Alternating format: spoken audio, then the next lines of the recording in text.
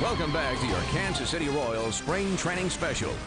From the Royals Spring Training Complex in Surprise, Arizona, here's your host, Joel Goldberg. Royals general manager Dayton Moore's busy offseason continued in January and February with the signing of a couple of once successful starting pitchers who are hoping to regain their old form. Brett Tomko posted a combined 4-12 record for the Dodgers and Padres last year. He will be given every chance to be a starter in KC, but has actually found more success in the bullpen recently. I enjoy doing that. I think when it comes down to it, I love starting, and that's where the mindset is. And you know, they told me to come in here. They got a couple spots open. You know, they said definitely one of them could be mine. And you know, I think competition is great. I think competition brings out the best in people. Mike Maroth also struggled last year with an 0-5 record and a 10.66 ERA after Detroit traded him to St. Louis. Elbow tendonitis may have contributed. The 14-game winner in 2005 represents a low-risk flyer for Dayton Moore. He's a non-roster invitee. You know, Maroth, had an atrocious year last year, and he'd be the first to tell you. It was the first year back from surgery. A lot of times you don't see the real pitcher until the following year. That's what we're banking on. I know he's been a tremendous competitor, somebody who's pitched a lot of innings in the past. My time in St. Louis was short, but it didn't go as well as I would have hoped for. So to be able to put that in the past, come here in spring training, have a new beginning, I'm excited. The fields here in Surprise actually filled up on February 4th for Royals Fantasy Camp, a chance for fans to play baseball all week while rubbing elbows with some of the greatest Royals of all time. Numerous number 5s took the field next to their idol, the number 5, George Brett. Second baseman fielded grounders like Frank White. Lefties hoped to go deep a la John Mayberry. These little boys can hit this year. Could anyone run like Willie Wilson? Hey! Never know. Let's go!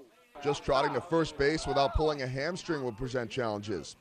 From professors to CEOs, doctors to salesmen, even a broadcaster turned light-hitting first baseman suited up with these Royals legends. These people are all baseball fans, Royal fans, followed the team back in the 70s and the 80s, maybe the 90s to 2000s, still Royal fans today. And it's just amazing sitting around the locker room and hearing stories that they say, I was at that game in 1977. The anticipation is almost like a kid waiting for Christmas. And equally thrilling for the Royals alumni who serve as coaches for the week. To see those guys and see Frank White scoop a ground ball up and see George Brett take a swing, see Dennis Leonard pitch, kind of give me a flashback. So it gives you an opportunity to be with the fans, and because I consider anybody that comes to fantasy camp a fan, because otherwise they wouldn't pay their money to come here. But to see some of the enthusiasm that these people come down here with, walking into the Royals clubhouse, the Major League clubhouse, seeing 2 uniforms in their locker, just to see the expressions on their faces,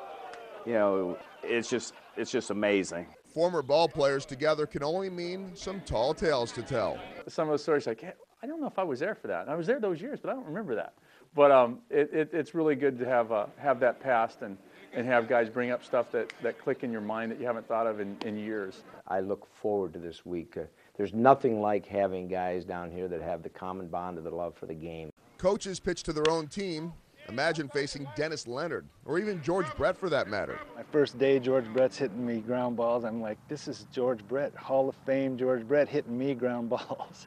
So I was a little nervous. A special guest stopped by too, new Royals manager Trey Hillman. Hi Ken, Trey Hillman. Pleasure meeting you. Nice to meet you. He not only spoke to the group, Hillman threw a full game to hitters. To come not only speak to the entire group, but hang out. I mean, he hung out the last 2 days. He's got plenty of things that he could probably be doing other than hanging out with the campers and stuff, but for him to take his time out of his busy day to do something like that says something about him as an individual. Unfortunately, this team is 0-3, but we're still having fun. We're on the verge maybe of our first win, and we have fun. I'm getting a little fired up back there, especially with our coaches. We got Kevin Seitzer in here, and with Willie Wilson on board, it's always going to be entertaining. We're about as tight as a mayonnaise sandwich. Uh-oh. We got him. Willie can still fly. And he's honest. So as each team gears up to face the alumni for 3 innings, I ask Willie to assess his first baseman. You suck, man. I mean, you can't make that any better. No, actually. First swing against Al Fitzmaurice. Willie's right on. Second swing. A clear double, if not for former pitcher Mark Davis. We call that blind squirrel finds a nut once in a while. Yes, that's the first. That's the first nut of the week. You've got 4 guys vying for playing time at first base right now. Need a 5th? Let me think about that for no. Perfect. I credit my teammate Brad Waller for fixing the swing and inspiring the whole camp. He's participating. You know, he's swinging the bat.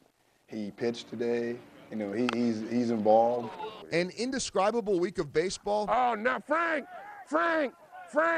Medical treatment and laughs. Oh, Frankie always bails out. So, you guys had a tough game today. What happened?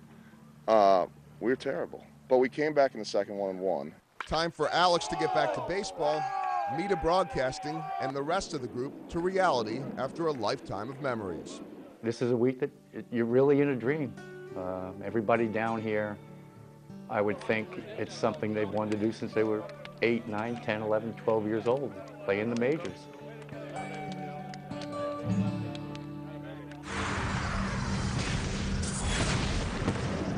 We'll have much more on fantasy camp and spring training in the coming weeks. And of course, you can see 142 Royals games right here on FSN Kansas City, beginning with spring training games March 20th and March 24th.